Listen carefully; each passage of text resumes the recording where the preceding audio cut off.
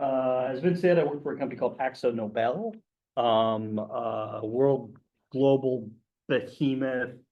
I want to say 10 billion in sales last year, based out of the Netherlands. Nobel Peace Prize, Yeah. Alfred Nobel. Oh, Who can tell me what Alfred Nobel was famous for? Dynamite. Thank you. Invented dynamite. The rumor goes, that he was, so distraught that we do what humans do, and we took his invention that he invented for the safety of miners, and we used it to kill people, of course. That he, invested all of his profits and came up with the Nobel Peace Prize. And we got the prize for economics and mathematics and all kinds of different stuff. Same company, 237 years old. Yeah, seriously. Started with him, in a little wooden workshop in the Netherlands. What I want you to know about Azko Nobel, is that, we do coatings. That's all we do. I don't make, prescription drugs. I don't do weed killer. I don't, do all of the other, things that big, chemical companies do. We are a chemical company. Yeah. We have manufacturing plants all over Europe, Southeast Asia, South America, North America. A lot of the products that you guys use on a daily basis on your vessels are made right here in the U.S. Some more, most of the others that aren't made in the U.S. are imported over from Europe. So when we run into problems with distribution and we're out of stuff, more than likely it's on a boat coming from either Germany or the UK. I cover Alaska, Oregon, Washington, Wyoming, Montana. I've never taken a call from Wyoming. I've never called anybody in Wyoming. I don't know that Wyoming has any boats, but I do some business in Montana and in Idaho. I work in the yacht division. We cover the brands All Grip, Interlux, and Seahawk. As of a couple of years ago, we purchased the Seahawk brand. And I deal with we go through distribution, so my customers are mainly Fishery Supply, West Marine, LFS, CMAR. I don't do anything where I sell directly to the end user. That doesn't mean I don't talk to the end user. I get phone calls and I go to people's houses and look at their boats and tell them, give them some direction on where to go. And I work with everybody from tailgate slammers all the way. I just spent the day down at Delta looking at a 107-footer that was painted on Saturday, and the world's most expensive 65-foot boat. Really? Oh my gosh, you have no idea. This boat has been in the Delta yard for 3 years now, since it was built. Wow. And every time they get it ready to go, the customer looks at it and says, I don't like those with hinges. We want to change the hinges. And so they literally get out the Sawzall and cut things, and they have to reglass and repaint. Wow. Yeah, it is. When I say the most expensive 65-foot boat in the world, I am not kidding. It is, yeah. And it's not leaving anytime soon at all. So once again, we're a coatings company. Anybody familiar? Anybody watch Dave Kindig's Bitchin' Rides? You do. That's our paint. Dave Kindig's what? Bitchin' Rides. He's like the hot rodder du jour right now. Yeah, It's like the pawn shop of hot rods yeah, in TV. It's like reality TV, but you just paint cars, yeah. details cars. Yeah. It's a cool show. And every show he comes up with a unique, one of a kind, custom color. That's our paint that he mixes every week. Do you use yacht paint or car mixing? What's that? Do you use yacht paint or car paint? He uses our Sickens brand, which you guys might recognize as Sickens Cetal. We also have an entire line of Sickens automotive paint. So yeah. Titleist golf balls. That's our paint. Oh. Anybody ever? That's cool. What's that? On the golf balls. Yeah, You on the paint golf balls? Yeah. Yeah. Okay, yeah. Who's got a soda can? There you go. There's a lining on the inside of Diane's can. We own 55% of the worldwide market on that coating. Pre-coated steel, and who's ever ridden on a Bluebird school bus? That's our paint. We have an entire division that just does road signs. That's all they do is paint road signs. So yeah, if you can dream it, coat it, powder coat it, we do it in some fashion. It's all over the place. But like I said, all I do is the yacht division, which is the fun division. We're very small in the realm of the company. And I like it that way. We kind of fly under the radar. And yeah, they kind of leave us alone. And it's cool. And it is cool. People ask me, what do you do for a living? I drive around and I talk about boats all day. Doesn't, I'm not getting shot at, babies aren't dying on operating tables in front of me. It's a pretty nice job. It doesn't suck. I'm gonna talk a little bit about single part do-it-yourselfer paint tonight and the direction we've gone because we discontinued a couple of products that you're gonna be sad and angry at me for. Yes, that is the appropriate response. And we'll talk about the replacement, and we'll talk a little bit about the all grip line. There is a way you can do it yourself in the all grip line, but there's some precautions you got to take. And we'll talk a little bit about the different chemistries when we get into some of the higher end things and that type of stuff. So we can go off on any tangent you guys want. You yell out, raise your hand, I don't care. Happy to talk about anything. If there's time in the end, I think someone was like, hey, I have some bottom paint questions. Yeah, we can talk about bottom paint towards the end as well. Okay. Bill Quigley says that's what he needs for his boat, road sign paint. Road sign. When I was a kid, I drove around in a 1963 Chevy Nova that my best friend's mom had, and it was painted with yellow road, like the striping. paint. Safety yellow. Nice. Yes, safety yellow. It was very tough paint and it was very yellow. Okay, let's go to the next slide. Okay, so we are introducing a new topside system. Pre-coat and bright side are going away, and we are getting replaced with, go ahead and click it again. And again, pre-coat plus and top black plus. Why is this happening? Go to the next slide. We had bright side, and then we had perfection plus. Well, perfection plus was our varnish. The perfection was the one that came in a quart can, had the little hardener on the top. We discontinued that. The European Union passed a law, said there are no isocyanates allowed in a quote unquote do-it-yourself product. And we were selling that over the counter in Europe as a do-it-yourself product. Isocyanate is a product in the paint that makes the paint really good. Makes it shiny, makes it hard, makes it chemical resistant, all that kind of good stuff that we want a coating to be. It's also horrible for you. It does a number on your lungs. You can develop an allergy to it, much like a allergy to epoxies, if you're getting overexposed to it. And the problem is in Europe, they felt that they couldn't ensure that the do-it-yourself market was going to wear the right PPE. Okay. PPE, personal protective equipment.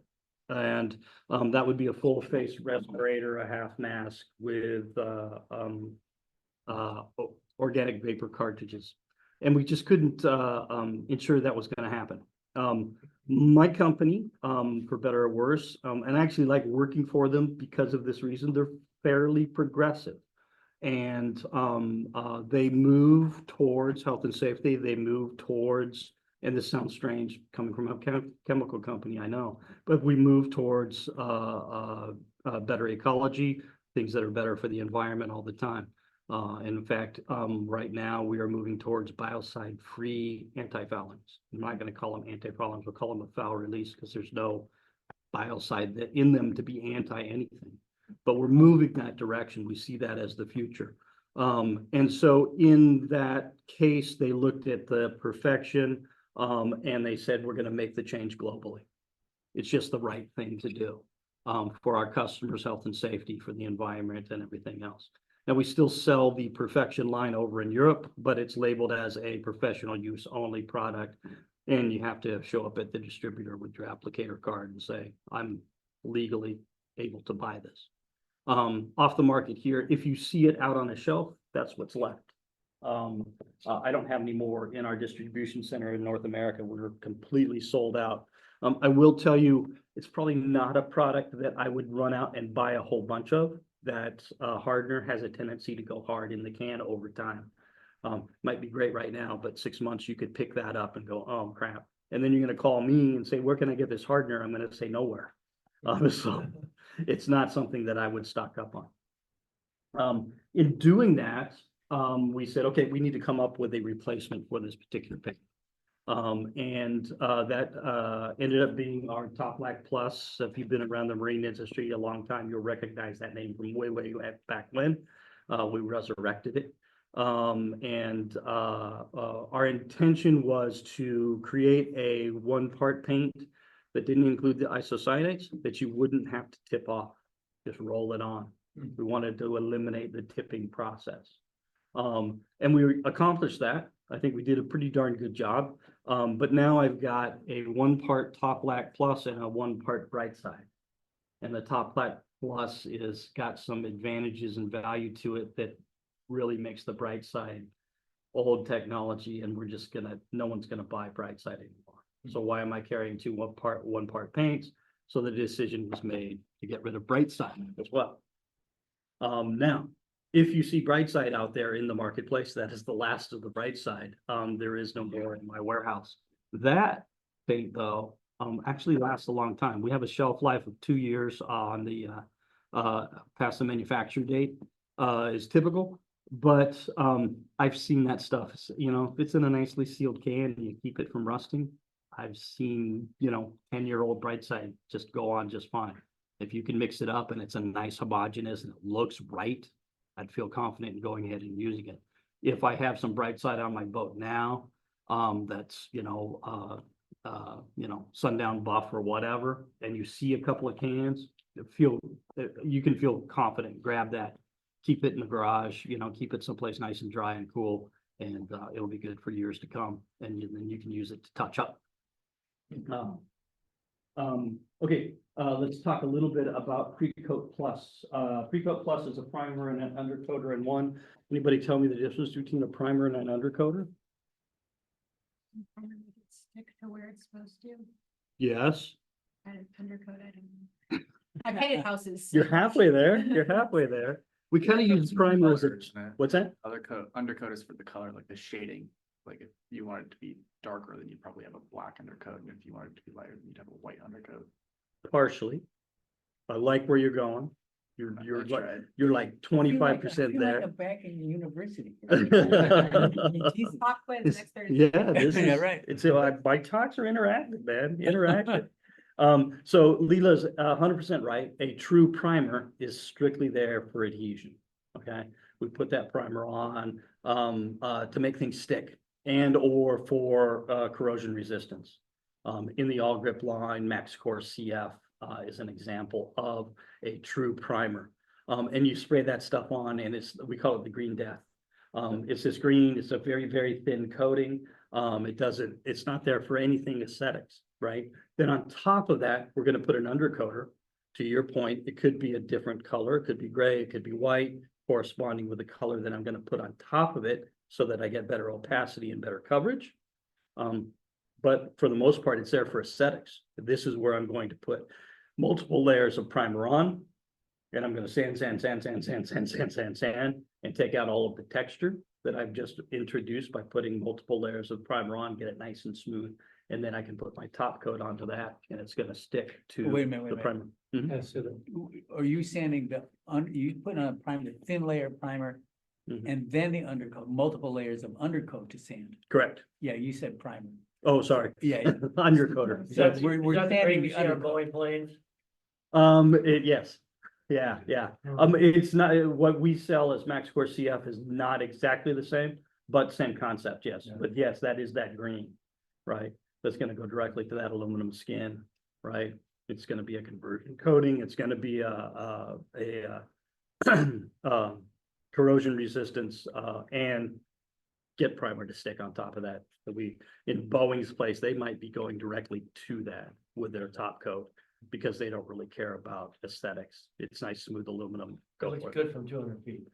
That's right. So That's you're true. telling us that this stuff here is primer and undercoat in one? In one, And correct. it's a one-part deal? Yeah, go ahead and go to This the next is slide. this is not a barrier primer. No, it is not. Let's talk a little bit about barrier So coats. above water line. Yes, yes. No, you would not want to put this below the water line. So anything we talk about here today, topside, strictly going to be for above the water line. It'll last a day or two. Cool, as long as you pull it out and you're able to dry it out. But you leave that in for a couple of weeks and it's going to blister on you and bubble. Same thing, you in your cockpit. You paint your cockpit. If you've got that one spot where a puddle, always sits and it's always there, your paint's gonna blister. I don't care whose paint it is. It's just not designed for underwater use. So when we talk about a barrier coat, we're talking about an epoxy coating that actually has something inside of it to prevent water from getting through that. In the case of Interprotect 2000 Interlux, which is like kind of the industry standard, that product is actually mica. We put on the box, contains microplates. It's my marketing department. There are no such thing as microplates. It is a completely made up word. And what it is crushed up mica. Yeah. And when you look at that under a microscope, it's these little tiny flat squares, and they stack up like shingles on a roof. But that's why you see it in out in the mountains, if you come across mica, it's little plates. Yeah, absolutely. I used to make lampshades out of it because you could slice it really nice and thin. Those old lampshades that you see are kind of a copper color, Yeah. on a, We had an old wood stove, that was a window. yeah, exactly. Okay, so one part primer and undercoat all in one. For use above the water line, you got lower VOCs. I will tell you, if you get this stuff and you open the can, you're gonna think it's bad. You'll be on a cool day, you'd be hard pressed to pour this stuff out. It is slightly thixotropic where you start to mix it up and then it's gonna loosen up. You can't put it on a shaker. You literally have to stir it with a stick or, some kind of mechanical means. Once it gets nice and it'll loosen up and then you can pour it out. I would not recommend, you can thin it. I would not recommend thinning it. Like I said, we're looking for, we want to build up layers so that we can sand part of it off to get it nice and smooth. It does flow out really nicely. I've painted some aluminum panels with like a $2 junk brush from Ace Hardware, and I've watched this stuff just flow out beautifully. It's funny you say it's so thick, you wouldn't think it would flow. Yeah. It's a bit of a mind bender for sure. But in our world, this is a great product for all of those aluminum parts that are all corroded and the paint's peeling off, aluminum window frames, all that kind of stuff. Because now I can go directly to that aluminum with this primer and undercoater in one. You prep the aluminum? Yep. How do you prep it? We're gonna talk about that. You're jumping ahead of the class. I really appreciate your enthusiasm. Go ahead and go to the next slide.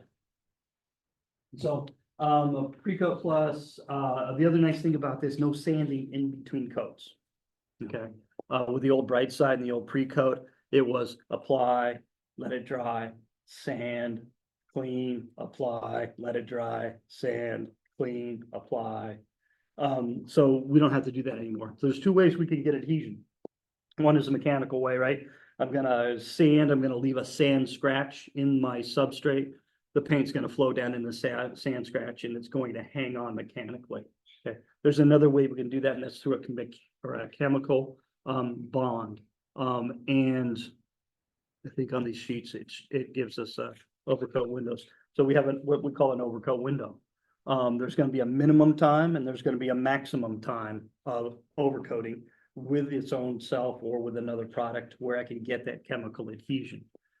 It's going to be dependent on weather and temperature and humidity and all that kind of good stuff. In the TDS technical data sheet, which you should all read before you start painting, which can be found online. It's gonna tell you at 77 degrees. I have a Um, slide. What's that? There we go. We Thank have you a very slide much. for this. We have a slide for this. So at 77 degrees, and that's our baseline. I think they chose it because it's 25 degrees Celsius. I don't know why 77 degrees. Everybody asks me why 77 degrees. I don't know. But at 77 degrees, you can see that I'm touch dry in 2 hours. I'm hard dry in 3 hours. I'm sandable in 12. Is there, go to the next slide. I think we have, yeah, here's our overcoat information. So at 77 degrees, if I'm gonna overcoat that primer with more pre-coat plus, I need to wait at least 6 hours, a minimum of 6 hours. But I have up to 7 days to overcoat it without sanding, which is fantastic. Okay, that is a beautiful, beautiful open window. 41 degrees, let's talk about, well, 59 degrees is more our speed, right? That's typical. So I gotta wait 16 hours. So I am waiting to the next day before I can get my next coat on. But I've got up to 14 days for overcoating. Is this like, what if it rains, or should you cover to keep dust off it, or? Yes, and yes. Rain is, Rain is Not bad, tolerable. yeah. Yeah. You know, you want to keep the stuff as dry as you can. If rain gets on it, dry it off. You can put some, I like to chase moisture away with, denatured alcohol. Pretty good to dry some stuff off, but yeah. And you don't want to, leave things in a sanded space either. This will continue to shrink up. And so if I sand something and I'm getting ready for top coat and I'm ready to go, and then I'm gonna leave it around for 2 weeks, that's bad. I wouldn't let it go for more than 3 or 4 days. That could continue to shrink and you'll lose your sand scratch, okay? And then you're gonna have adhesion problems and all your top coat's gonna fall off and then you're gonna call me up, you're Yep. gonna be angry. Yep. Right? And that'll be horrible. But this is the overcoat windows if I'm going bilge coat or inner deck and top life plus, putting watertight filler on top of it. is this easy information to find online? It is, all this stuff is in the TDS, yeah. So if you go to interlux.com and you find pre-coat plus, just go down to the bottom of the page, there's a tab there, it says TDS. Sure. And you can print it out, you can download it, you can do whatever you want. Notice also, we have, I can apply this at 41 degrees. Everybody's like, yay. That falls under Dave's yoga pant rule. Just because I can wear yoga pants doesn't mean I should wear yoga pants. Okay. Nobody wants to see me in yoga pants, and I really don't want to see you painting in 41 degrees. You Okay. can do it, Yoga pants. but it's not, yeah. You're gonna struggle. You're gonna struggle. I mean, your overcoat windows are huge, your dry times are huge, bad that you're just extending where the bad things can happen. Now, I said, you can, reduce this down with a 2333N reducer. I wouldn't. We're looking for a certain millage, when we apply this. And if I reduce it, you're probably not gonna hit that millage when you're applying it. I didn't bring one in. If anybody wants to see, I'll grab one, when we're done here. There's a thing called a wet mill gauge, and you can test yourself.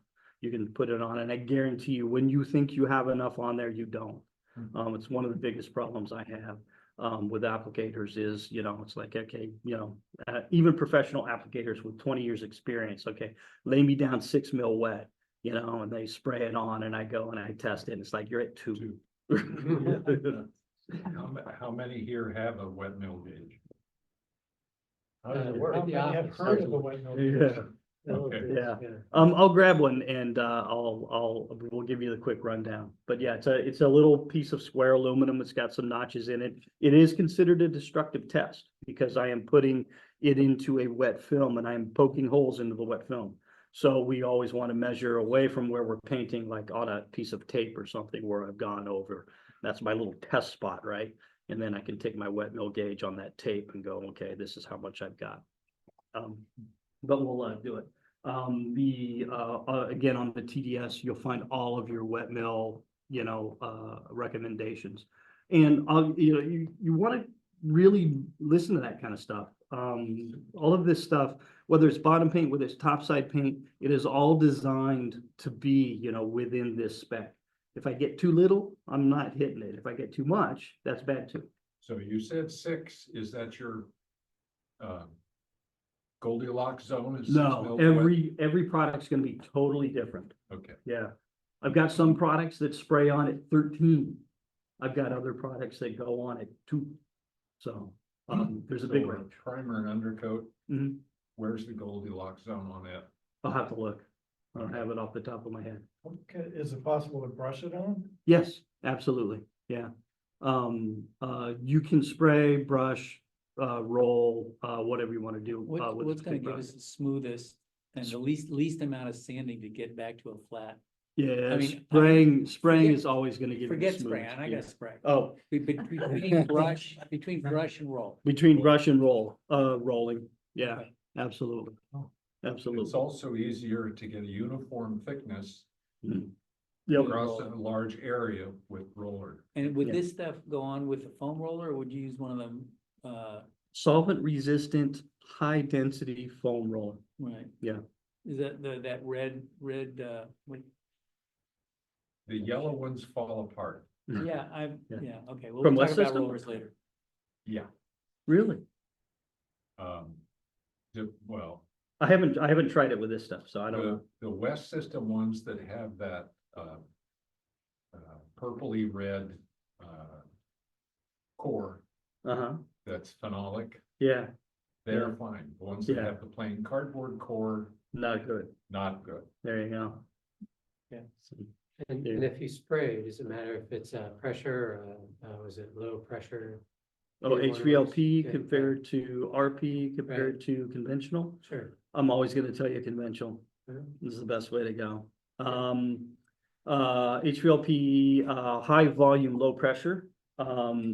Not required here in state of Washington, but is required in other states. So just like it says, high volume, lots of paint, low pressure. You're probably shooting it in, you know, mid-20s PSI. And what that does is it creates a situation where there's a lack of overspray. An overspray is just paint that's going into the air, not going onto the substrate. So my transfer efficiency from gun to my substrate goes way up, okay?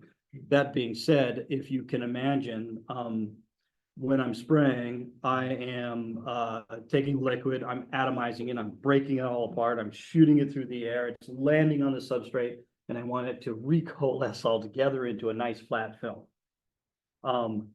With an HVLP, I am shooting golf balls. Okay, with a conventional gun, I'm shooting BBs. And it is much easier to get those BBs to recoalesce without texture. And everybody heard the word orange peel when it comes to Sure. paint.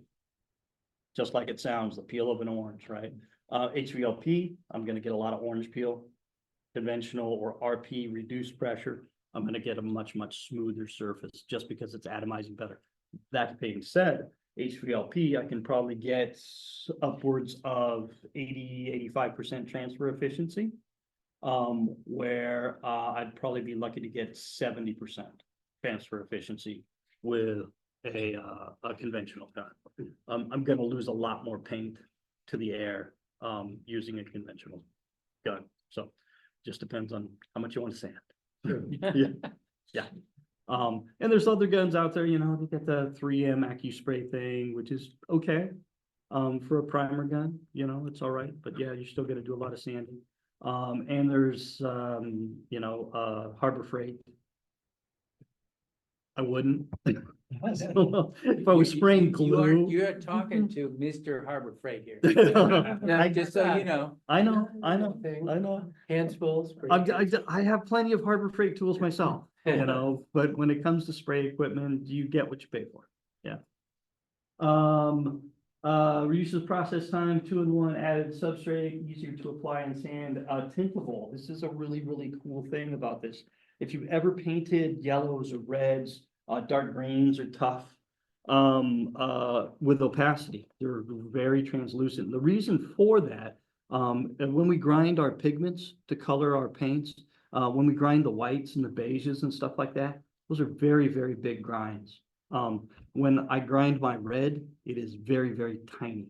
And I end up being able to see in between the pigment through the resin down to the bottom of the paint. I could do maybe 2 coats with a nice white and get opacity, and everything's covered, where it might take me 4 or 5 coats of orange or that yellow to get opacity. Now, say we're painting orange, right? And we have the white. This comes in 2 different colors. It comes in a blue gray and a white.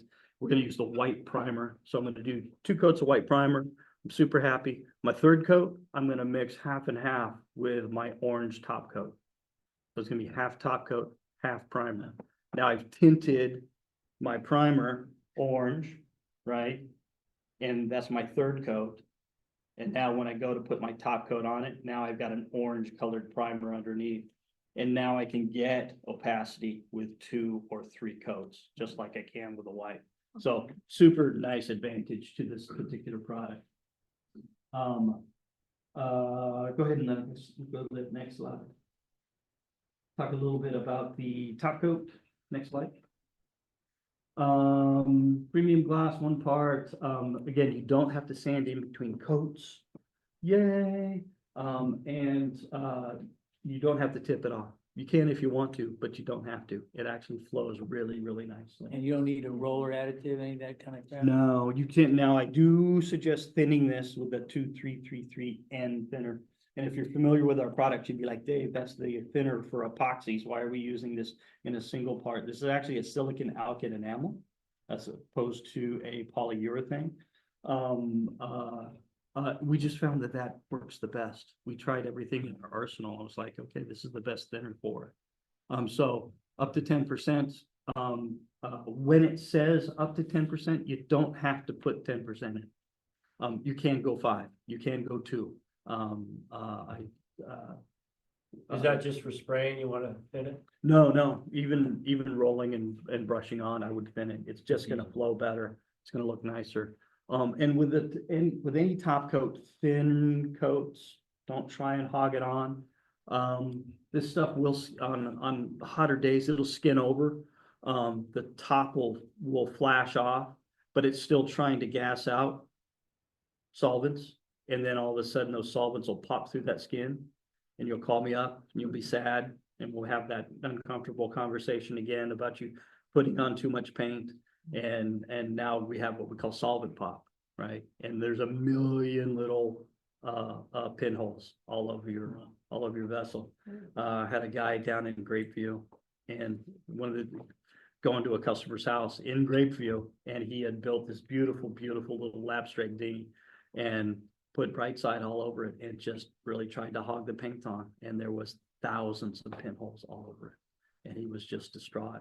You have to take that to wood or, Yeah, Oh. or at least down to where there's no pinholes, yeah. which is gonna be wood. They won't fill up with, No, just sand no. them a little bit. It's a good question, though. Excellent question. Anything that you see, I used to have this cool bump on my finger. It's kind of gone down. Yeah, it's gone down a lot. It's unfortunate because it was my demonstration. But anything you see, right, in my surface, if I can see it with my eye, the common theory is that I'm gonna I'll bury that with the paint. And that's not true, because it comes along, your paint gets over the top of it and makes it bigger. And then I do another coat and I make it bigger. And then I do a 3rd coat and I make it bigger. Okay? Same thing with pinholes. I always think, oh, the paint will just bury that pinhole. It won't. The paint will flow down the side of the pinhole. It's never going to fill it in. And I make it bigger. And then the next one comes and I make it bigger. And the next one comes and I make it bigger. And And- you described that happening on a hot day if the skin forms, like why in general would you get pinholes? Oh, pinholes can occur for a number of reasons. If I'm going over older gel coat, I could have a lot of porosity, right? And I literally can't see it until I put that top coat on. I could even lay down 3 coats of primer and not see it. And then I go to put that top coat on. It's like, where did all these pinholes come from? It's from the porosity of that older gel coat. You have to be very careful on older gel coat. So what, subject near and dear to my heart, so you got old gel coat, there's cracks, Oh, there's, you know, yeah. crap, how do you fill that stuff? I mean, you have to go back to glass? Yeah, pretty much. Oh, yeah. It's gonna save some. Good instructions. We just did it was a crescent, built up in BC. And the entire, all the gel coat was entirely crazed, everything. Ground it all. Huh. You know, can you go over it? So you could put some high build, you know, a primer, which is gonna have more body to it. And you could probably fill those cracks in. It might look pretty good. Are they gonna come back? Probably. No. When are they gonna come back? Next weekend, 6 months from now, 10 years, I don't know. Will all of them come back? Maybe, I don't know. Yeah, it's, but honestly, the only way to fix the problem, you know, and I've got the same problem, you know, in those corners and Yeah. stuff where the gel coat gets real thick and it cracks and, Yeah, I got it right where It's old the and brittle. cockpit sole hits that vertical part of the Yep. settee. yeah. Yeah, and the problem there is that the gel coat got very thick during the actual production of the vessel. Nature of the beast, man. And it's such an easy place to sand off the cracked Well, gel what do you coat, do? isn't it? How do you supposed Yeah. to sand in that profile? What, Just- with your just- fingers? Yeah, Just be happy with it, but it's last lines. All right. The little foam things you wrap the sticky back sandpaper around, yeah. they're It's, ugly. Yeah, right. you go to Delta and you think, you know, why does this paint job cost, you know, $200,000? Because I've got, there's 35 guys down there with little wooden dowels doing this. I'm not kidding. It's Yeah. all labor. It's all labor. Okay, go back. Go Oh, back. okay. That Go was, back. that was like a couple of slides ago, but just Oh. to be aware of time, we've got about like what, Oh, gosh. 40, No, just keep going. just keep going? Just keep Okay. going. All right. Yeah, I can. Vince, I haven't. Comment on this, But I really control. need- All right. Okay, so application on fiberglass gel coat, let's talk a little bit about this degrease with the Interlux fiberglass solvent wash 202. Yeah, I'm a sales guy, yeah, it's my product. I will also tell you, keep your chemicals in the same sandbox, okay? If you are applying Petit's, easy epoxy, I don't want you using Interlux products, because I don't know how they're gonna react, okay? I want you to use all Petit's products, same thing with mine. Acetone's a great solvent, denatured alcohol is a great solvent. You can go to Home Depot and you can buy a $5 can of acetone that's recycled, or you can buy a $15 can of acetone that's virgin and clean. I did have a guy that wiped his entire boat down with a recycled acetone, and everything fish-eyed and everything alligatored, and it was a complete mess. And he calls me up, he says, "What How do we happened?" know whether it's recycled or virgin? You should say it. And the price. If I got one can that's super, super cheap, I would be asking myself why. Number two, I would not use acetone to wipe it down. Why is that? Acetone flashes very, very quickly, okay? And we want to use a 2-rag method, okay? So I have 1 rag that I'm wiping on, I'm applying. I've got a clean, dry rag that I've folded multiple times that I'm wiping off, okay? Are you okay using those blue paper towels, or we gotta get the cotton towels? I'm okay with the blue paper towels as long as they don't leave any lint. Yeah, really, honestly, that's all I'm concerned about, Yeah. is just make sure they're lint free. Cause you don't wanna do this and end up with a big fuzzy paint job. Okay, So you use solvent wash instead of acetone. Yes, so that's designed, it'll stay wetter longer. Yeah. So if I And what apply is that? acetone, right? Oftentimes by the time I'm pick up my rag to wipe, it's already Yeah, flashed, it's right. gone. Yeah. And I'm just wiping dry. I'm not cleaning anything. What is that stuff? What is that stuff? Yeah, There's probably some MEK and there's gonna be some other stuff. in there. MEK flashes off faster than Yeah. acetone, Yeah, so it's gotta be something slower. I'd have to look at the SDS. Yeah, okay, abrasives, yeah. sandpaper, stearate, Free. sensitive or not? Stearate sensitive. No, you shouldn't, don't worry about that. My preferred is 3M Cubitron. It's a ceramic, it's super expensive. Keep in mind, when I buy like 80 grit, it says 80 plus. Yeah. It's not a true 80 grit, it's gonna give you a bigger scratch than that. Lasts longer, you're gonna work less. I've tested it against Merca's new ceramic product, and it's still just, it beat the pants off of it, when I was doing my own boat. Good to know. But it ain't cheap. Yeah, 3M makes a hybrid, aluminum oxide plus ceramic, it's blue. You can save a few dollars if you want to. But yeah, the big shops that know what they're doing, they all use Cubitron. What's they the pay- name of it? What's that? What's the name of it again? 3M Cubitron 2, actually, right now.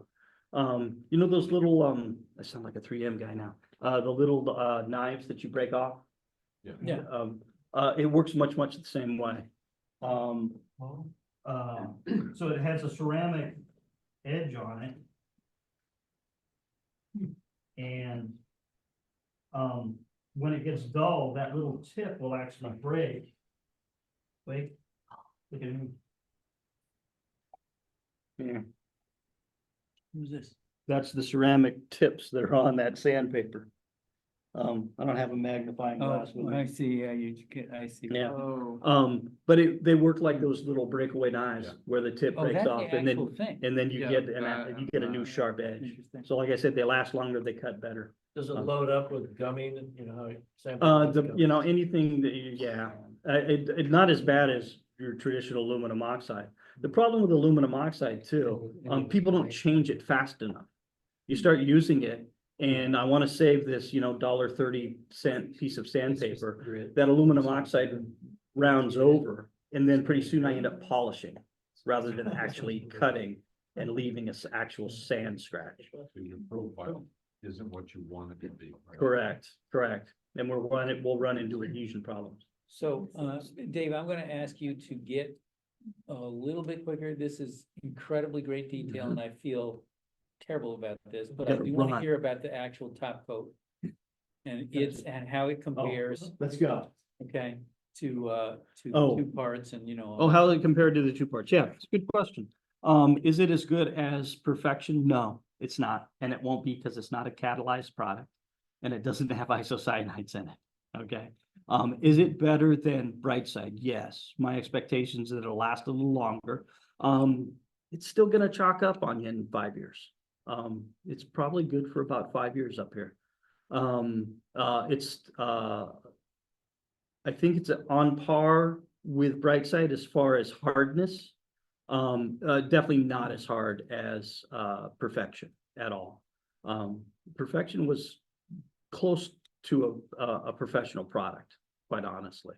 And Perfection, you could get 8 to 10 years out of it if you took care of it.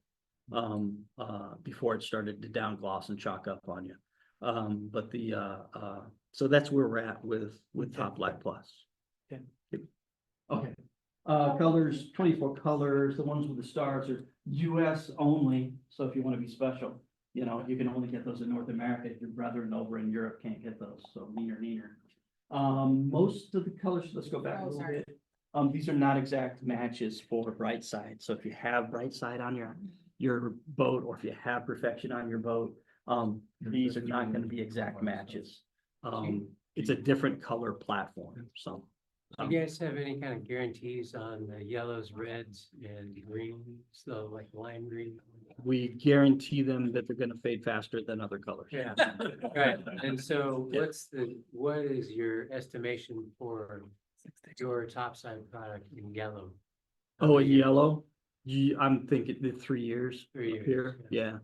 Yeah, quite honestly, yeah, nature of the beast. Yeah. A great. Now, you guys said that your company does buses. Buses are that federal yellow color. Yeah, But that So- paint seems to last forever. different chemistry, my friend. Okay. So just a Completely different different product. chemistry, yeah, Right. yeah, you're into catalyzed polyurethane. Okay, Yeah. I got it. Yeah. Okay, next slide. A couple of examples, I don't know who painted that boat, but they did a fantastic job. And that is actually, just Blackcraft. That they did, yeah, came out pretty good. Next slide. Previously painted surface, wash it down, allow it to dry, braid to 280 to 320. Is, one question on the, Mhm. when you're sanding the primer undercoater, Yeah. is that you're also going to 280, 320? Is that your final grit Yeah. prior to top black? That, all of our primers are designed to fill a 180 scratch. So I want my substrate front, sanded to 180. If I'm gonna sand in between coats of my primer, I'm gonna sand to 180. My final sand before my top coat, I wanna go 320, 280 to 320. Okay. Okay. So glass goes to 80, undercoater goes to 180. 180. And then the last coat of, the last sand prior to top black Right. or whatever would be When I'm, 280. yeah, when I'm blocking this out, 280 Right. to 320. 280 on my lighter colors, 320 on my darker colors. Again, that, we talked about the grind size of the pigment. Yeah, Yeah, bigger grind size, I can fill a bigger scratch. I see. Right. Okay. And this is all in your technical. Yep. sheet. Yep, it's all in the TDS. Remove the sanding residue, solvent wipe with brushing liquid 333. Apply 2 to 3 coats of top black, thin 10%. Use 216 if we're gonna spray, okay? Okay, next slide. On all substrates, so this would be good for polyester and vinyl ester resins. This would also be good for direct to aluminum, all that kind of good stuff. Prime with this, your suitable primer, sand to 320, remove dust with a dust wipe, thin 10%, 2 to 3 coats of top black. Okay, next one. We're going through these really quick. Here's your drying and overcoating information again. Again, I can go down to 41 degrees. Doesn't mean I should, but just keep in mind that you can.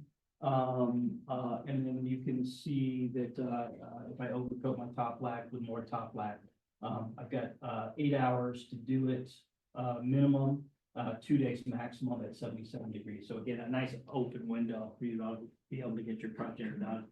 Okay, next slide. Easy to apply, no tipping off, don't have to sand in between coats. Just because I don't have to sand in between coats doesn't mean I shouldn't. If I'm looking for that A++, you know, it's gonna go in the Wooden Boat Festival kind of a look, right? Yeah, I would suggest, you know, blocking out in between, getting rid of that texture as you build your layers. You don't have to, but if I want a really, really nice finish, I would suggest it. Improve your UV durability and of course our improved health and safety profile. Okay, next slide. Let's talk a little bit about what I can do, roll and tip, without any spray equipment, in the all grip line. 545 epoxy primer, I can roll and tip that. Now, I'm can gonna- we buy this or no? What's that? Are we You allowed? can. You can buy it. Yeah, you can buy it in the US. Yeah, you can roll into fisheries and buy it right off the shelf. Okay, Keep in mind, this does contain isocyanates. It is a catalyzed product, organic vapor cartridges, right? All the time, anytime I'm working with it, especially if I'm spraying, but where even if you're just rolling and tipping, you gotta wear the proper PPE. I would also have a full suit. I have gloves. I can absorb isocyanates through my skin. I don't want that stuff on me. So, you know, tape up your wrist, all that kind of good stuff. It is a 1-to-1 base, catalyst. You're gonna use T0031. And that is our brush and roll reducer. You're gonna use that for your top coat. You're gonna use that for your primers. and will this stuff build enough to sand, is that? Yeah, yeah. Okay. It's not what I would suggest. I put the slide in here because you can, roll and tip it, okay? Let's go to our next slide. This is actually the product that I would suggest, all quick. Fisheries does stock this. It doesn't get used a whole lot. But it has I'm gonna call this more of a medium build type of primer, okay? And it builds better and faster than 545 does. And again, you're gonna use, the T0031 as your thinner for Got a it. question here. Mhm. This is the first time I've ever talked about boat paint in my life. Why is this different than like a primer / undercoat? This is actually a true undercoat. This is not a primer. Okay. So this is here for aesthetic reasons, right? And this is It the does help two-part with, stuff. This yeah. is the two-part stuff. Oh. yeah, and it's two-part stuff, yeah. We've gone into, and you're gonna probably pay about 8 times more for this product than you would for the pre-coat plus and the top lack that we just Wow. saw. Okay. It's not cheap, yeah. And as It'll for last reason- longer. Exactly. Yes. Yeah, harder. What's more that? Harder, more durable. Oh, 100%, Yeah. yeah, absolutely, absolutely. This stuff is easier to sand than 545 too. And I think it flows better when I'm brushing and rolling. So, did you have a question? No, When you say 545, is that the epoxy? yeah, that was the previous epoxy primer.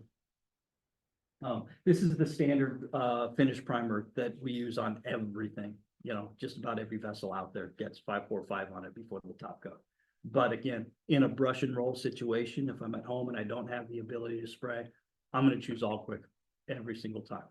It flows better, sands easy. Oh, next slide. Let's talk a little bit about All Grip top coat.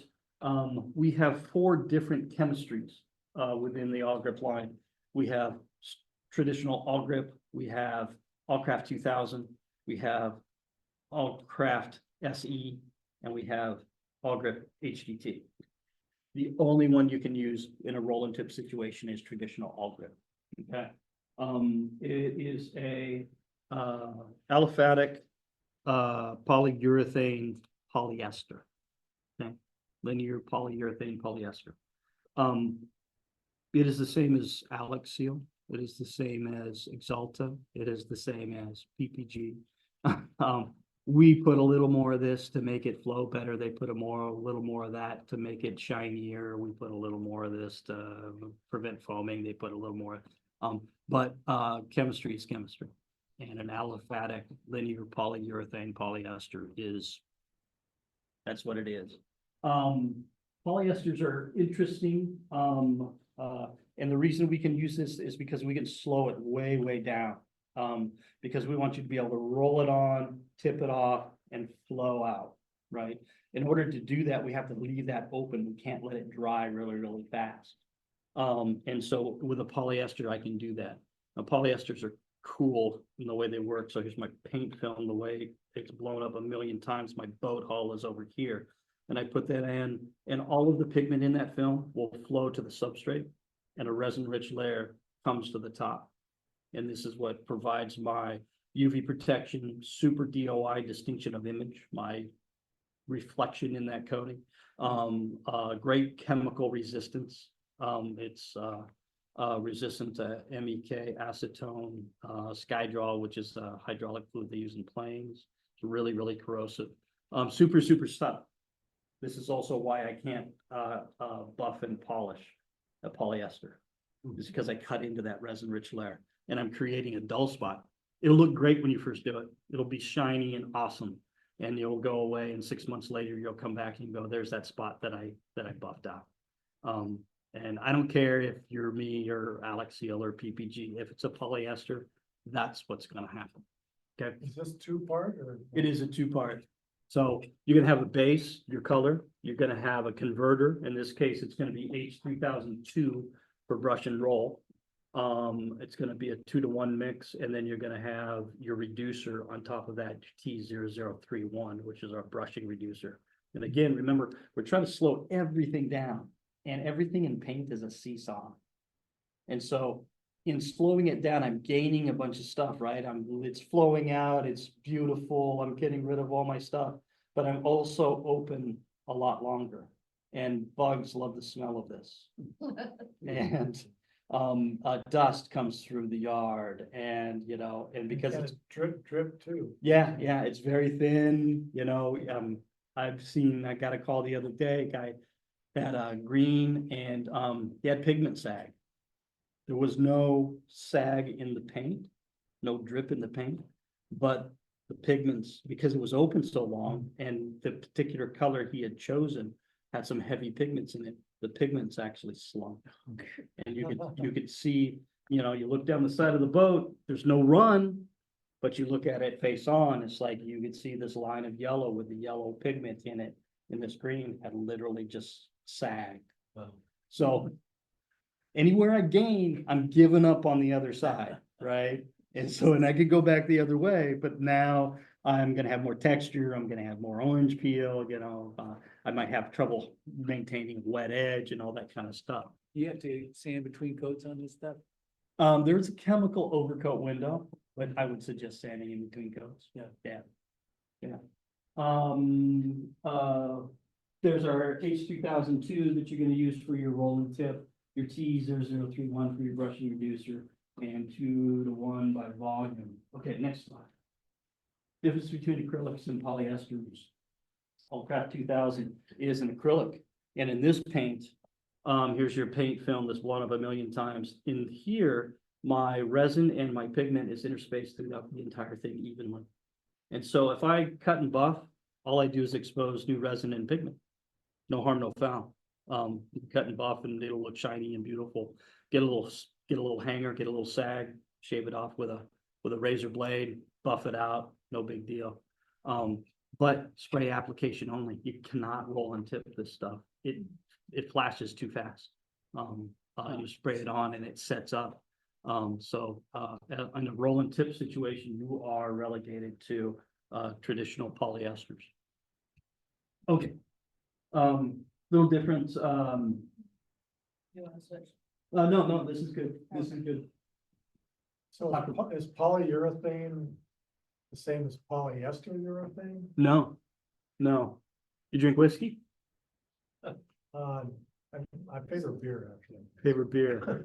Any whiskey drinkers in here? Yes. Occasional whiskey drink. Occasional whiskey, okay. So, all bourbons are whiskey. Not all whiskeys are bourbon, correct? Correct statement, yeah? Mike? That's right. I got that? You are Yeah. correct. Yeah. All acrylics are polyurethanes. Not all polyurethanes are acrylics. Okay, Allcraft 2000 is acrylic, but it is a linear polyurethane. It's still an aliphatic linear polyurethane. Traditional All Grip is an aliphatic linear polyurethane as well, but it is a polyester. So that's where the difference comes in between the polyesters and the acrylics. They're both linear polyurethanes, but one's a polyester, one's an acrylic. They behave very, very differently. Allcraft is about half as hard as All Grip. Has to do with cross-link density. 1-to-1 mix on a spray application of All Grip. So theoretically, I've got 1 molecule of base color to 1 molecule of cure. And when I make that polyurethane chain, theoretically, everything has got something to hook to. When I look at the mix ratio on Allcraft 2000, it's 2-to-1. So 2 parts color, 1 part cure. So theoretically, I've got a 50%. I've got 50% of them just hanging out, not doing anything. And where we see that is in how hard that is. If I was to rate All Grip, I'd rate it as a 10. It's the hardest stuff I make. And Allcraft, surprisingly enough, is about half as hard because of that half cross-link density. And cross-link density is awesome when it comes to DOI and shine and chemical resistance and hardness. Not so great in buffability. So, and that's when we see those things kind of diverge. Okay, next slide. How am I doing on time? Hey, we're there. Okay. Kind of ran through the end there. That's all right, man. A lot of our presenters, they'll get about a quarter of the way through their presentation. It's like 9 o'clock. So it's kind of good. Okay. So Mhm. traditional Mhm. All Grip is less repairable also for touch-ups, right? I wouldn't say that. Is it repairable? Absolutely. Is it gonna be hard? Yeah. Am I gonna see it? Yeah, I'm gonna see it. Yeah. You can see the transition. Yeah, absolutely, absolutely. In a spray application, with my, because we have a blending solution. I can't, because I'm not a professional applicator. Guys that are really good can do that blend. And do it without hard tape lines and do it to where you can't see it. And they're artists, they are. We would take, say, my boo-boo is right there on the middle of the screen. And they would do a blend like from out to here, down to here. Okay, so you, as the customer, know where that is, right? You know where that problem is, and you're gonna go right to it, and you're gonna see it, right? But what you're not gonna look at is the blend line that's out here and way out there. Okay, so they're fooling your eye a little bit so that you don't notice where the blend line is. And what we'll do is we'll do full paint in this area, right? And then as I come out to here, I'll have a 50-50 solution of paint and blending solution. It's a very, very strong solvent. And then on this very, very outside edge, it'd be 100% blending solution where it'd be just like, and that melts in and goes away. Hopefully, if everything goes well, I do a quick, just like a swipe with buffers, clean it up on both sides, and I'm done. I've seen some amazing work. I've seen some really crappy ones too, but there are some people out there that can do it. Yeah. And so online, Yep. equation. yeah, Hold on, Mark Long, if you wanna unmute yourself, you are. Hold on. Hi, Mark. Mark, can't I see? We got it. You would have to get out of PowerPoint. Well, I am out of the PowerPoint. I don't know where it's. Hold on, here, there you go. What kind of bottom paint should I put on the boat? Seahawk. A good one. a good It's, one. it's in fresh water where I moor it, but then I take it out of the sound for a couple of weeks for cruising. And it stays in the water all the time? No, I put it out in the winter. There you go. Yep, sorry about that. There was another button I needed to press. Oh, you're good. Yeah, I apologize if you covered this. I was a little bit late. For a boat that's in freshwater, say a little day sailor in Lake Union or Portage Bay or Lake Washington, I know we always talk about, the issues with salt water and all the growth. Any thoughts on a paint and maybe, say it's not super high performance, but you want to do a little bit of racing in freshwater and a little bit of long-term durability? There's a lot of talk about hard paints and the Silic One and all that kind of stuff. Just curious, any thoughts on freshwater bottom paint? Yeah, freshwater bottom paint, specifically VC17 is gonna be your friend. It's gonna have a secondary biocide in it to help with soft growth that you're gonna see, algae, grass, that kind of thing. It's gonna be more prevalent in your fresh water. Only comes in quarts. You gotta mix the little copper packet in yourself. If you want super awesome performance, you can wet sand it and burnish it. If you want to go to that, to get that extra 1/10 of a knot. But yeah, VC17 would be your choice for sure. Great, thank you. So, Yeah, you could, if you're gonna be a couple of weeks. It's not the highest performing anti-foul out there. But yeah, for a couple of weeks in the sound, it'd be just fine. how about a month?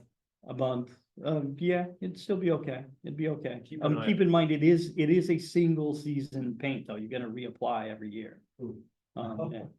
So there's that. How about long-term durability? Anything better than that? Again, for you, look for something that's gonna be, something with a dual biocide. The prevalent biocide out there is copper, and it's exactly what it is. It's powdered, it's cuprous oxide, it's powdered copper. It does really good for hard growth. Really, it does a decent job on soft growth when it's brand new, but you'll see the performance on soft growth fall off quicker than the hard growth with just a copper-based paint. Your secondary biocide these days is going to primarily be either zinc pyrethione or zinc omidine. You'll see both of those words. Same thing. It's actually the active ingredient in dandruff shampoo. But it does a great job. Can I use that? If you can figure out a way to get Head and Shoulders stick for an extended period of time, sure. So is there a brand that I should look at for that? It depends, yeah, it depends on how much you want to spend. Seahawk, BioCop TF, is gonna be an excellent paint. You're gonna pay $350-400 a gallon. It's also gonna last probably a good 3 years, if not more, in your case. Seahawk, what's the name of it? Seahawk BioCop, Biotop. cop, like COP, IO-COP. yeah. So on bottom paints, you know, it seems like the cans, you pick them up heavier, that's the copper content in there.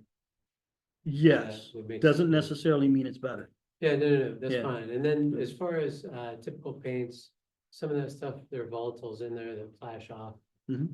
So when you get a typical can of paint, what percentage is stuff that flashes off?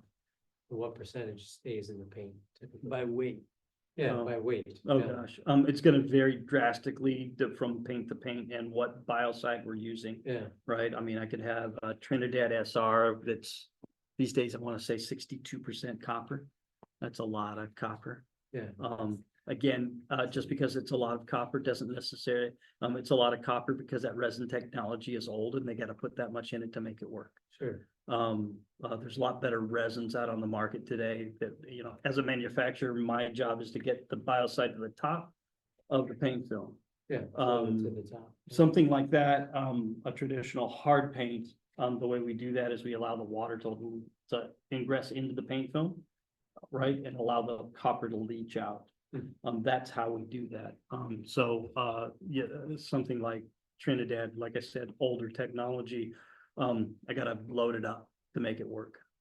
We can do a lot with a lot less copper, keeping the consumer price down, and also not getting so much copper into our waterways as well.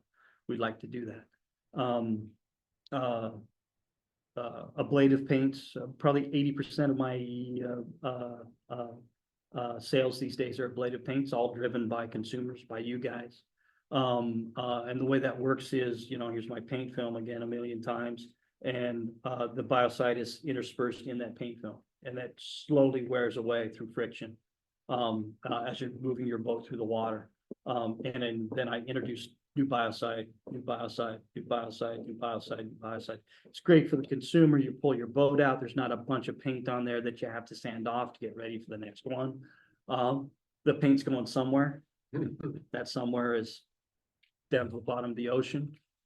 So that's an issue that we need to look at. Mentioned, or someone mentioned Silicon One. Hempel product, they've just introduced to the US. It's a foul release, it's a siliconized product, not good for trailable boats, it's way too soft. I've done a number of trials on our own foul release in the Puget Sound area. We have one in the market, 2025, January 1, 2025, France, Germany, the Netherlands. I'm missing somebody else. There's 4 of them. They're going biocide free. Those countries over in Europe. Yeah, is that scheduled in the US eventually too? No, it's not. We have a non-copper law. It's actually in effect right now. That has been kicked down the road once again by Washington State. And I want to say they kicked it down to 2029. Don't quote me on that one though. I might have that date wrong. They were hanging their hat on a product called Echinacea, which is another biocide that's been in use for years and years and years, but mostly on military and commercial vessels. We introduced it here as a non-copper, copper alternative. It only works on hard growth. It does nothing for soft growth, so you have to put a secondary biocide in it. Created a problem for Canada. Canada doesn't allow any dual biocide products, so they couldn't introduce it there. We as Seahawk introduced a product that was horrible, called Smart Solutions. Don't buy that paint. Just don't. You'll hate yourself and you'll call me. It does Solutions. Smart Solution. The foul release stuff, a change in behavior, a change in culture. And it might not be a pleasant change for a lot of people. Here in the Puget Sound, we're used to keeping our boats in the water all year long. And I put something on my boat and I want to ignore it for 3 years, right? And I want to haul it out and I want to slap something on it real quick, throw it back in. It takes some care and feeding. There is no biocide to keep the critters off of it. Stuff will grow. If you're familiar with prop speed at all, it's similar in touch and feel to prop speed, and stuff will grow on prop speed. As soon as you move the boat through the water, it'll fall off. Most of the people in this room have a boat fast enough to make that happen. We put it on a CNC 3740 XL. He could get up to like 7 knots under full throttle.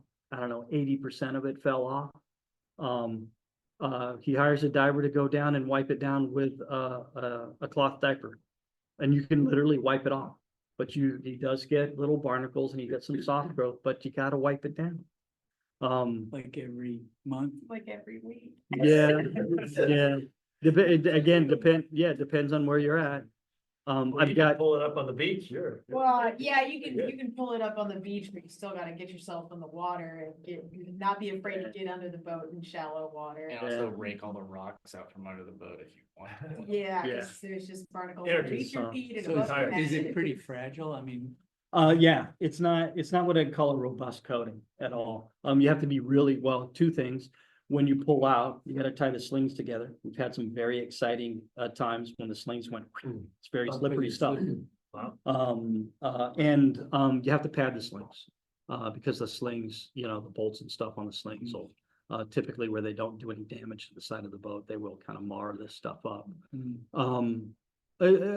It's a good coating. It's easy to recoat. It's not terribly easy to apply.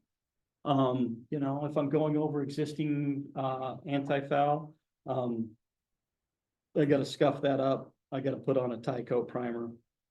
And then I gotta do 2 coats of this stuff. It's not inexpensive either. On a new boat, it would be sand the boat, full barrier coat, tie coat primer, and then this stuff. yeah. Silic ones is on there. I'm conflicted. Part of me is like, I hope they're very successful. Because when something is first introduced and it fails, everybody has a bad taste in their mouth, and then, oh, that's that silicone stuff. It doesn't work, right? And so no one ever tries it ever again. We saw that with non-copper paints. We saw that with water-based paints. I still see that with both of those. I hope they succeed. And the other hand, it's my competitor. I hope he fails. Did you have a question, Martin? Yeah. 2006 production boat, gelcoat, Mhm. just been repainted. What should I look at as far as determining whether the thing was, just repainted or just repainted really well? Oh gosh. Without hauling it Or out? I'm not talking about bottom paint, I'm talking about. Topside paint. Just repainted. I would do a crosshatch adhesion test on it. I'm sorry, say that again. Crosshatch adhesion test. Go on Amazon, look for crosshatch adhesion tester. It's a little razor blade scrapey thing that will do a tic-tac-toe pattern, but with multiple, and then it'll probably have 3 different blades in varying degrees of fineness as far as the squares you get when you do this. Destructive test, you're gonna scratch your boat. I would put some, in my case, when I do these, I use T6, our epoxy reducer. And I'll wet a little bit. I'll do the crosshatch. I'll wet a little bit. I'll stick it on there with a piece of tape, let that sit for 3 to 5 minutes, pull that off, and then let it dry, let it flash off. And then I put a piece of sticky packing tape or duct tape over the top of it, rip it off. And then what I'm looking for is inside of that crosshatch, have I lost squares, right? And that's going to tell me what type of adhesion I've got as far as, and again, small sample size. you know, you're in someplace inconspicuous because you don't want to do it in front of God and everybody and have this big scratch in your boat. So, you know, take it for what it's worth, but that's one thing I would look at.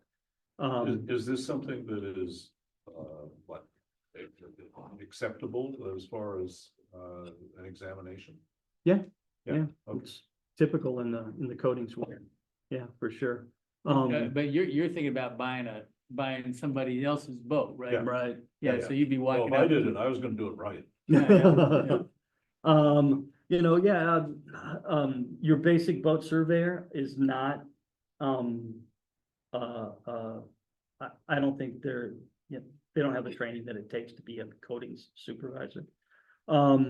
I would take a good look around portholes and fixtures and stuff, you know, the right way to do it is to pull all that stuff off, paint the boat, reinstall. A lot of people don't do that, they just tape around, and that's gonna be a point of failure, right?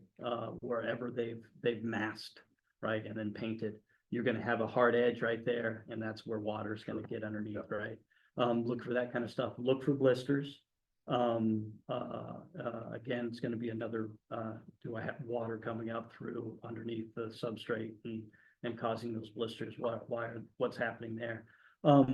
And also look for dry spray, and look for down glossing, which is exactly what they sound like. If that stuff exists, it's an indication of not a great application, right?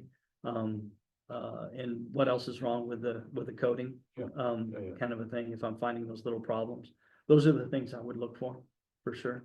As far as the follow-up question, Mhm. if you had a choice between a boat that's just been repainted Uh-huh. and one that hasn't, what would your preference be? Oh, I'd take the repainted boat. Well, I guess what your preference. Yeah. Because he knows how much it costs to do it right. Yeah, people good question. And people walk up to me about shows and other things, and I'm gonna repaint my boat. And the first thing they ask him, in fact, my tech, you know, the tech lead for North America, he lives down in Westport. He was like, Dave, let's paint your boat. And I was like, no, we're not painting my boat. No, would I love my boat painted? Absolutely. But I know all of the stuff that I need to take apart and to do it right and unbolt. And it's like, no, it's not gonna happen. I'll deal with my crusty old chalked up, gel coat. You know, but I tell people, I had a guy, he had a 57-foot, defeater. I'm gonna paint my boat. Cool. I want you to get a lawn chair. I want you to sit on the deck, the foredeck, with a beer, preferably probably a nice glass of whiskey because you're gonna need it. And I want you to start counting all of the stuff just on the foredeck that you're gonna take off. Rails, lights, chocks, cleats, windlass. I mean, it goes on, and that's just the foredeck. And The then, good news is when he's done, there's no water getting into the boat. Because right now, the thing is leaking like a sieve. it's I true, can it's guarantee true. it. But then it's like, you think about that rusty old windlass and how many bolts are you gonna break when you try and take it How many are off? frozen? What was How many time for him to about that? replace that windlass Yep. anyway? And then when you get into it, yeah, you're gonna, I mean, but it's, that's what, if I'm gonna do a repaint, that's what you're looking at. And, Yeah. you know, why does a repaint cost $50,000-$80,000? That's why. You know, I had one big boat down at Delta, it was $200,000 just to take the hardware off and put the hardware back on. That was not the paint job. That was just to remove the hardware. And invariably, you're gonna find problems, right? There's gonna be some soft deck, there's gonna be some water damage, there's gonna be some dry rot, there's gonna be stuff that you're gonna have to address. You're gonna have to sacrifice a season for that. Well, and that was the other deal. So he lived out of state, this guy with a defeaver, and he comes into the state and he can work remotely. And he's, oh, we spend all summer on the boat. And I looked at him, I said, you're going to give up a season? Do you want to do that? Well, what do you mean? You know, how long do you think it's gonna take? I think I could do this in 3 weekends. No. I said, it's gonna take you, you know, I have, there's whole crews of 30 people that take 3 months to do a proper paint job. So yeah, you know, and I told him, you're gonna lose a year, do you want to do that? And sometimes writing the check is the right answer, rather than doing it yourself. Yeah. What's about the longest that you can expect to get from a bottom paint? You think 3 years? Yeah, up here, 3 years. I have people that say, oh, I got 5 years. I'm like, I'm wondering what you're doing, but, Well, how much does that equation change if you're in dry moorage, half the time and you're out like? oh, you could extend that quite dramatically if you're spending a lot of time out of the water. But if you have like 2 months in here and a month out and then, but but more than half the time out. Yeah. Is it kind of a question of strictly how much time is spent in the water, like added up? Or Yeah. How thick the initial application was, the more, when we talk about that ablative paint, right, that just slowly wears away. The more paint I put on, right, of course, the longer I can go. That increases my longevity. But there is too much, right? Put too much on, I'll get what we call mud cracking, which looks like a dry lake bed. I could have adhesion I don't problems. know what those look like. Yeah, at you don't know what all. that looks like? Okay. Like, Did we hit a button, Leela? Did we hit a button there? well, he was trying to beat the boat. Okay. Saltwater You can probably versus get by brackish without water a as far as paint. bottom paint. Just about anything on the market now should be good for brackish and saltwater and fresh for that matter. We had one Micron 66 that was saltwater only, and we've discontinued it because we had people take it into fresh water and be dumb because I'm up in the corner and yeah. boat yeah. is in essentially fresh water for all intents and purposes. Yeah. It's brackish, Yeah, but yeah, it freezes over, so it's. yeah. Yeah, and again, for you, I'd look for something with dual biocide, something with that zinc in it. I don't know I get how 3 bad, years out of it, so. yeah, how bad is the soft growth in your area? Oh, about 2 knots. Yeah, but yeah, I mean, you get a lot of current there too, which is gonna help, I would think. I'm sorry, say that You again. get a lot of current there too, don't you? He's in the Lacana? backwater. It's the color. He's in the backwater, he's in shelter base. Yes, I tied it Oh, down. gotcha. All right, it is a Tuesday, so I think we need to be respectful of everyone's evenings and possibly work tomorrow for some of us. Yeah. Yeah, not everybody here. is I did, kind. if you're interested, I did bring some information sheets about the top lac and the pre-coat plus, some color cards. If you look at these cool metallic things, spray application only, sorry, you cannot roll and brush a metallic. Any color in here, you can roll and brush in the all grip line. Again, wear your PPE if you're gonna do that kind of thing. And the other thing I would do, people practice, make up some panels, before you throw the roller on the boat. You'll do yourself a big favor and you'll prevent a lot of gnashing of teeth and hair on fire. If I could just get people to hey, try it out before you put it on the boat. Waste paint. Yeah, what's that? Waste paint. Wait, yes, I know. Expensive. I know. And then boat paint guide. This is the coolest little book in the world that no one ever looks at. There's a lot of talk about bottom paints, features and benefits. How much do I need? Compatibility chart. I've got this. I want to put that on. Does it work? And then it also talks about top coat systems. How do I paint aluminum? How do I paint gel coat? All that kind of good stuff. So Alright. pick one of those up. They're a great little resource. For people on Zoom, can they find that on the website? Yeah, absolutely. Yeah, all of that information that's in that you can find on interlux.com for sure. Yep. Thank you very much, Dave. Yeah, You're very welcome. Thanks for having me.